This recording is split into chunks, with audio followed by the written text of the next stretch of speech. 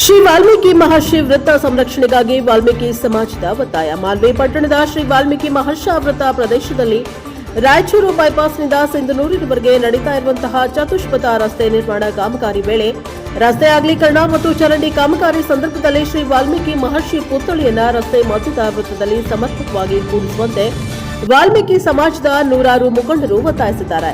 ಇದರಿಂದ ಸ್ಥಳದಲ್ಲಿ ಸ್ವಲ್ಪ ಕಾಲ ಬಿಗುವಿನ ವಾತಾವರಣ ನಿರ್ಮಾಣವಾಯಿತು. ಸ್ಥಳದ ಪರಿಸ್ಥಿತಿ ತಿಳಿದು ಶಾಸಕ ಹಂಪಯ್ಯ ನಾಯಕ್ ಅಧಿಕಾರಿಗಳೊಂದಿಗೆ ಅಲ್ಲಿಗೆ ಭೇಟಿ ನೀಡಿ ಪರಿಶೀಲನೆಯನ್ನ ನಡೆಸಿದ್ದಾರೆ.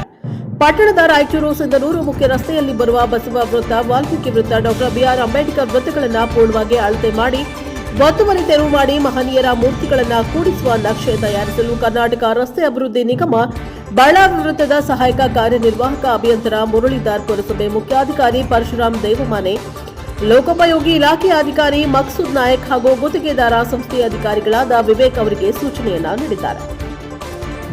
ಸ್ಥಳದಲ್ಲಿ ಅಹಿತಕರ ಘಟನೆ ನಡೆದಂತೆ ಮಾನ್ವಿ ಪೊಲೀಸ್ ಠಾಣೆಯ ಪಿಐ ಸೋಮಶೇಖರ್ ಎಚ್ ಕೆಂಚರೆಡ್ಡಿ ಹಾಗೂ ಸಿಬ್ಬಂದಿಗಳು ಬೇಕಾದ ಬಂದೋಬಸ್ತ್ ಕೈಗೊಂಡಿದ್ದಾರೆ. ವಾಲ್ಮೀಕಿ ಸಮಾಜದ ಮುಖಂಡರಾದ ಜೆಡಿಎಸ್ ಯುವ ಘಟಕದ ರಾಜ್ಯ ಉಪಾಧ್ಯಕ್ಷ ರಾಜ ರಾಮಚಂದ್ರ ನಾಯಕ, ರಾಜ ಶ್ಯಾಮಸುಂದರ್ ನಾಯಕ, ವಕೀಲರು ರಾಜ ಸುಭಾಷ್ ಚಂದ್ರ ನಾಯಕ, ಹನುಮೇಶ್ ನಾಯಕ, ಸಿ ಗುರುನಾಥ್ ನಾಯಕ ಸೇರಿದಂತೆ ಅನೇಕರು ವೃತ್ತವನ್ನು ರಸ್ತೆ ಮಧ್ಯದಲ್ಲಿ ನಿರ್ಮಿಸಿ ಶ್ರೀ ವಾಲ್ಮೀಕಿ ಮಹರ್ಷಿಗಳ ಮೂರ್ತಿಯನ್ನ ಕೂಡಿಸುವಂತೆ ಆಗ್ರಹಿಸಿದ್ದಾರೆ. Bureau report, MD Gouse, NKS TV, Manvi.